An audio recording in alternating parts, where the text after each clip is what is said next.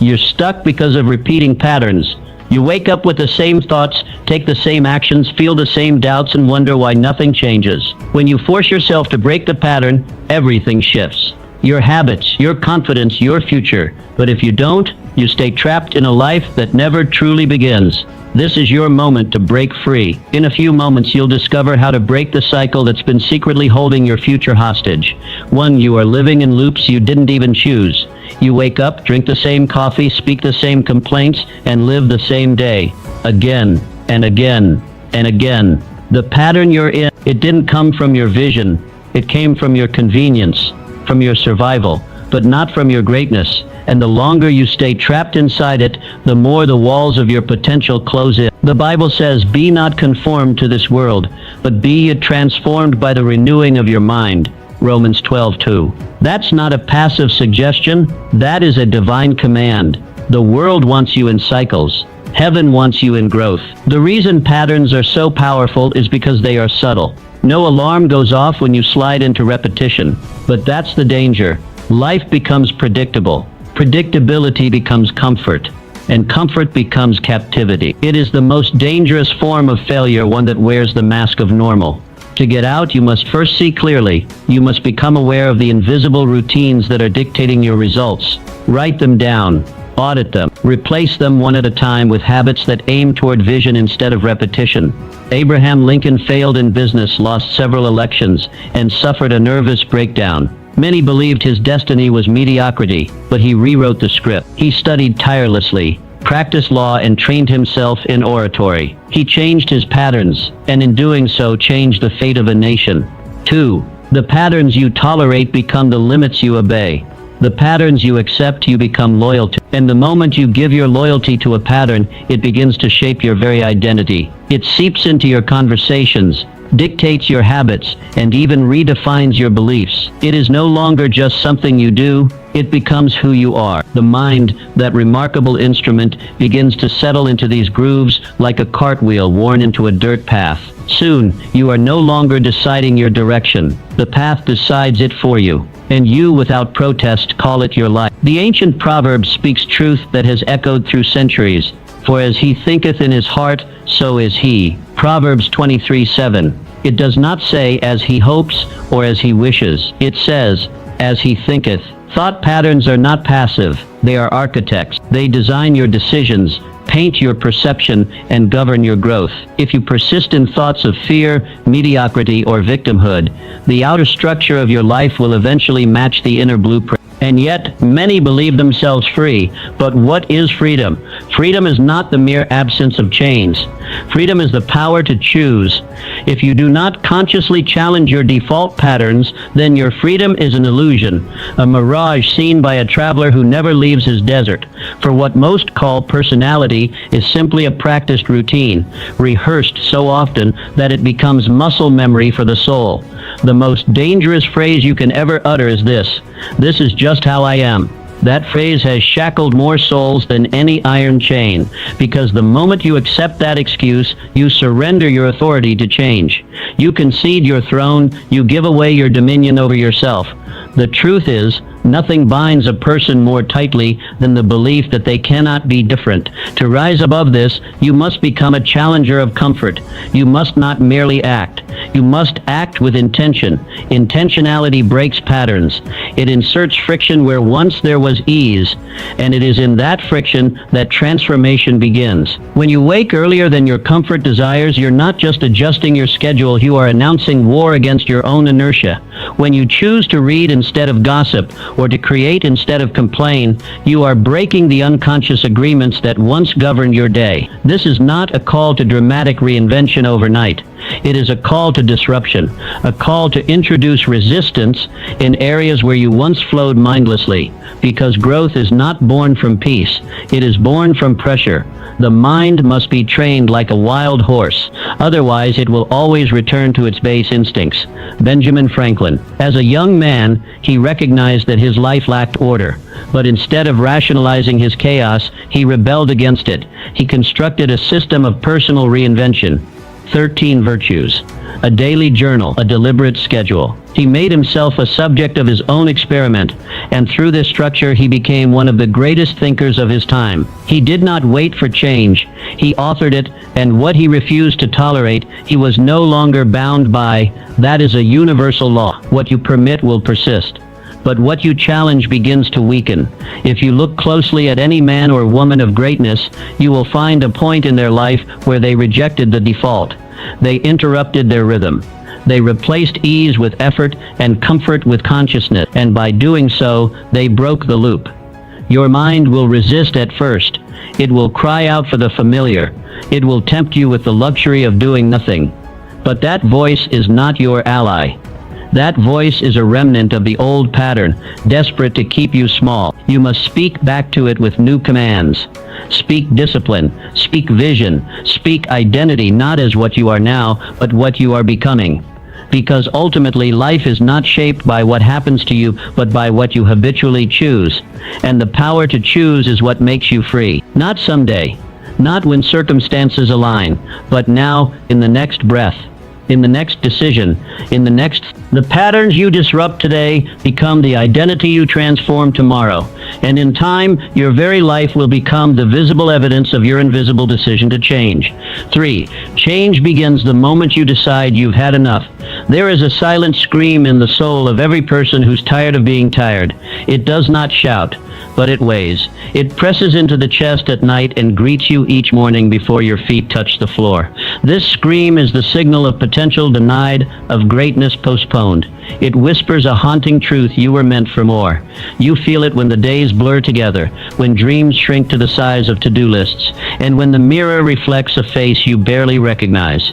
This is not just fatigue. This is the ache of stagnation. And let it be known, change does not begin with a strategy. It begins with frustration, with the deep internal breaking point where the cost of staying the same finally outweighs the fear of change. Ecclesiastes 3:1 gives us a divine reminder. To everything there is a season, and a time to every purpose under the heaven. Seasons don't wait for convenience.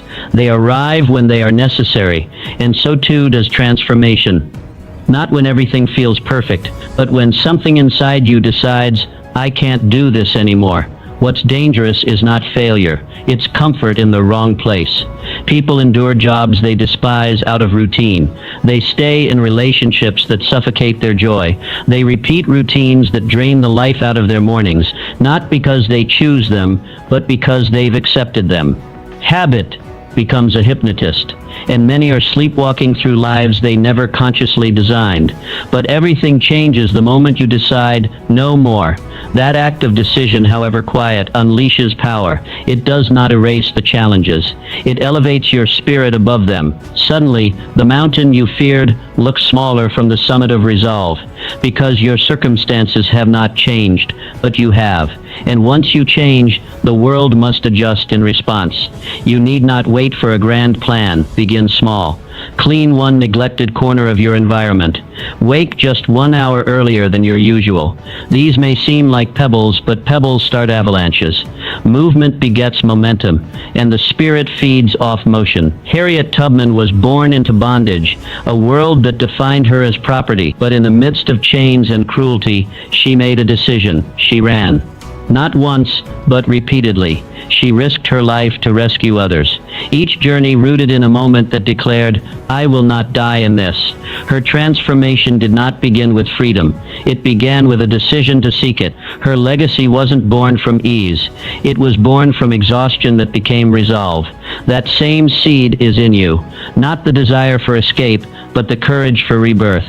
Your life does not have to be a slow surrender. It can be a revolution. But the revolution must start within. Not tomorrow, not when it feels easier, but that tension you feel, the longing, the dissatisfaction, the low hum of sadness is not your enemy. It is the alarm clock of the soul. It is trying to wake you. Answer it. Answer it with action, with courage, with the quiet declaration, I will not continue like this, because everything changes when you do. The first domino falls the moment you say, enough. And with that, the soul begins its march back to purpose. For if you do not interrupt the pattern, it will inherit your destiny. What you do daily is far more powerful than what you do occasionally. It's not the spark of inspiration that defines your path, it's the steady flame. Repetition is not boring. It is formative. It carves grooves into your character, molding your instincts, your beliefs, and ultimately your destiny. Every repeated action is a vote cast for the person you are becoming. Galatians 6:7 reminds us with unshakable clarity, "Be not deceived, God is not mocked. For whatsoever a man soweth, that shall he also reap." This is not only a truth about generosity or justice, it is a law that governs habits. It means what you sow into the soil of your days, whether excellence or apathy, order or disorder, will grow. You may not see the crop in a week or even a month, but it is growing. If your daily rhythm is chaos, the harvest will not be peace. If your pattern is procrastination, the outcome will not be excellence. You cannot sow thorns and expect roses. And yet many live in frustration, not because life is unfair, but because they are reaping what they never realized they planted. The future isn't built in mountaintop moments, it is built in the valley of small rituals. The overlooked, the ordinary, the invisible choices, these are the true architects of your outcome. The world rewards discipline, not drama. It honors persistence over performance. But change requires disruption. You cannot merely hope for a better life. You must build one. And building demands a shift in rhythm. Not a revolution, but an interruption. Something that forces awareness into the automated parts of your day. Place visual reminders of your goals in places where distractions live. Write, reflect, reframe your space. Let your environment become your ally instead of your enemy. The brain is obedient to cues.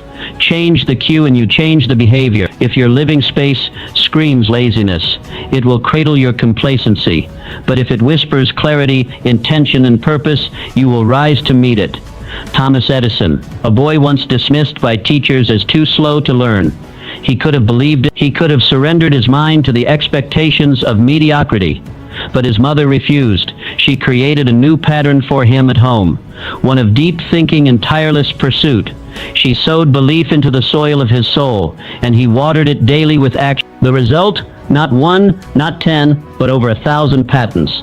The light that now fills our homes began in the daily persistence of one man.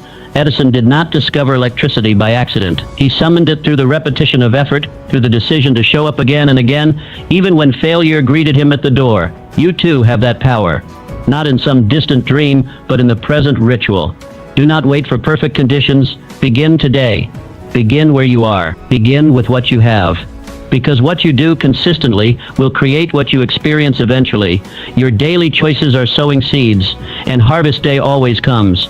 Choose your seeds wisely, because destiny is not a destination, it is a direction, and direction is determined by your repeated steps. So step forward, step daily, and step deliberately. Your future is watching. 5. You cannot build a new life with the old blueprint. A life change without a mind change is simply a shift in scenery. You can pack your bags, relocate across the globe, switch careers, or surround yourself with new people, but if your inner framework remains untouched, the patterns will repeat. Like a shadow, your mindset follows you. And it is not geography that determines growth, it is the blueprint of belief that does. Matthew 9:17 gives us a powerful metaphor. Neither do men put new wine into old bottles, but they put new wine into new bottles, and both are preserved.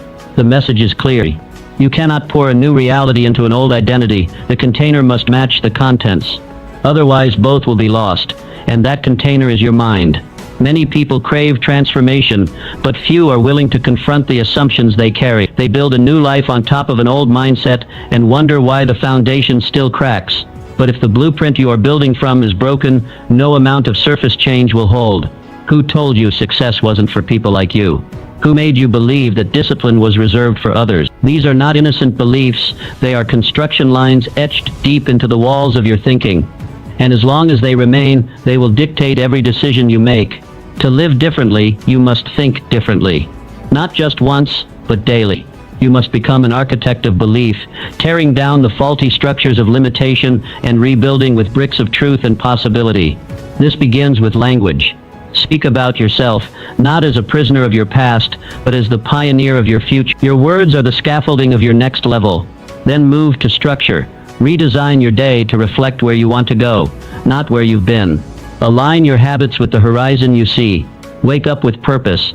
Journal the new vision. Study what builds the person you seek to become. Create rituals that reinforce your new identity, not the one you're leaving behind. Booker T. Washington, born into the bondage of slavery, he inherited nothing but chains and silence, but he refused to follow the blueprint of his birth. He chose education, he chose resilience, and by building brick by brick physically and mentally, he laid the foundation for the Tuskegee Institute. He mentored generations not because the world made room for him, but because he made room within himself for the future he desired. He became a leader not by chance, but by choice. Not by luck, but by construction. He rebuilt his mind to hold the vision of what was possible, and then he lived into that vision. He understood the principle: new outcomes require new architecture. So if the life you want feels too far, do not abandon the dream. Change the plan you're building from. Evaluate the beliefs you've normalized. Replace inherited limitations with intentional affirmations. Upgrade your internal operating system to match the level of life you seek. The future is not blocked by external barriers. It is delayed by internal blueprints.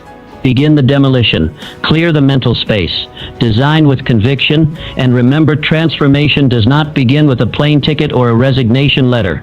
It begins the moment you say, "My mind must grow first."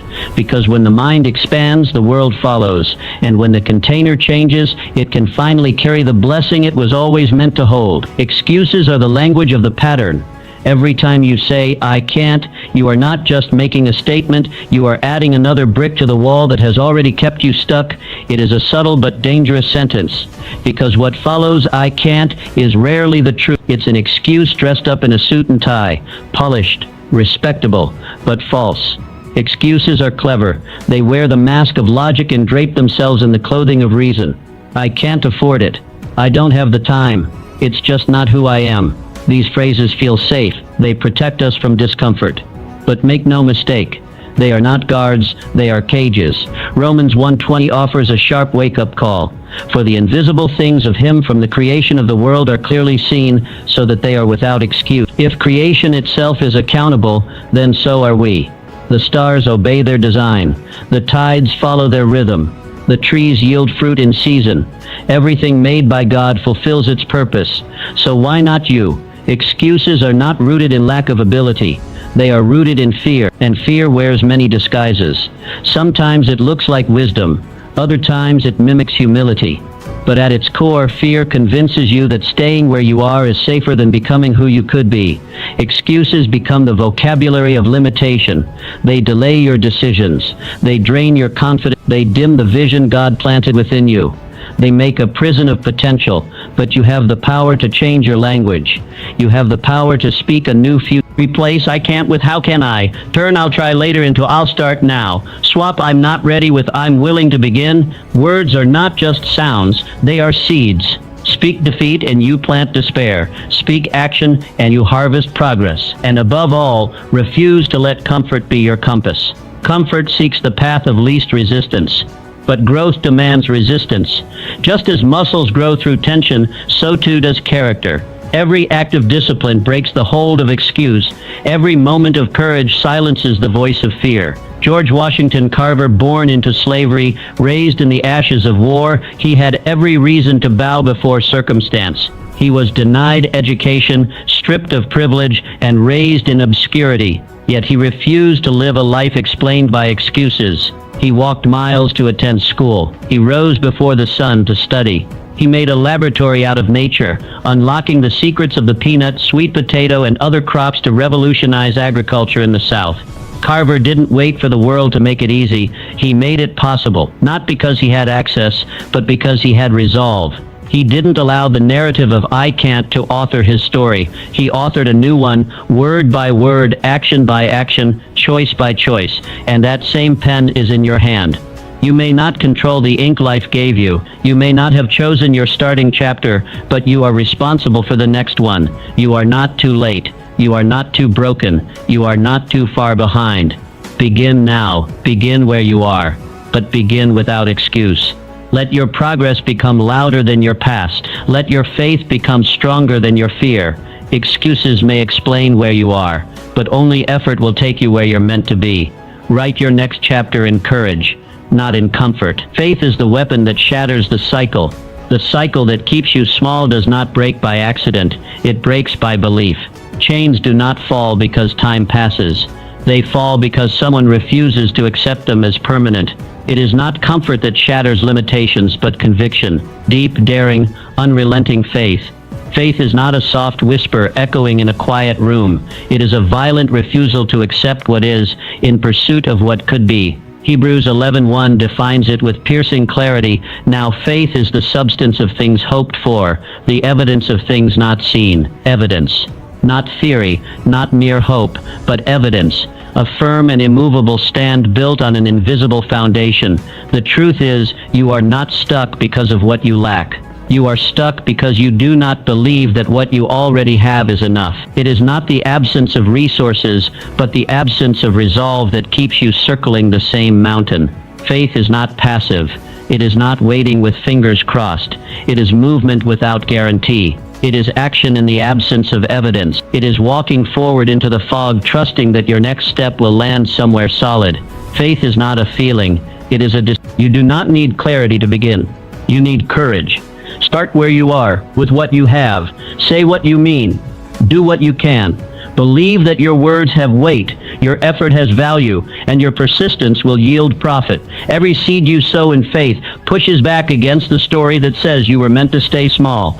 Jim Thorpe, a Native American athlete, born into poverty in the late 1800s during a time when people of his background were given no space to dream, let alone to excel. Orphaned at a young age, stripped of privilege, mocked and marginalized, Thorpe had every excuse to give up. But what he lacked in advantage, he made up for in belief.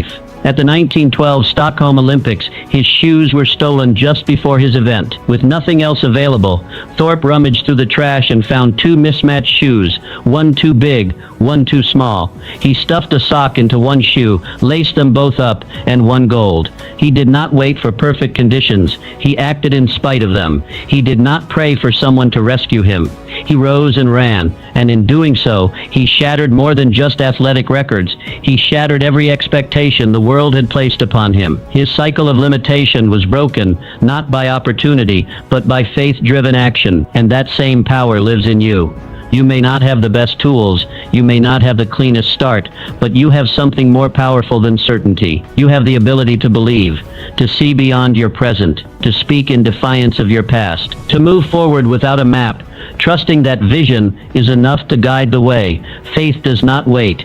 Faith moves. It stretches. It speaks. It acts. The cycle of limitation remains intact until faith breaks it apart with bold decisions. You want to change your life? Start by changing your assumptions. Stop looking for guarantees and start acting on belief. Speak as if the future is listening. Move as if destiny is watching. Live as though your very next decision will be the one that turns the tide. There is a place inside you that already knows this truth. You were not made to live confined. You were made to break the cycle, to change the narrative, to write a different ending. But the pen is only passed to those who dare to hold it. So stand, decide, believe, not when the stars align, not when the road is clear, not when the world agrees, but now, because every cycle ends the moment faith begins.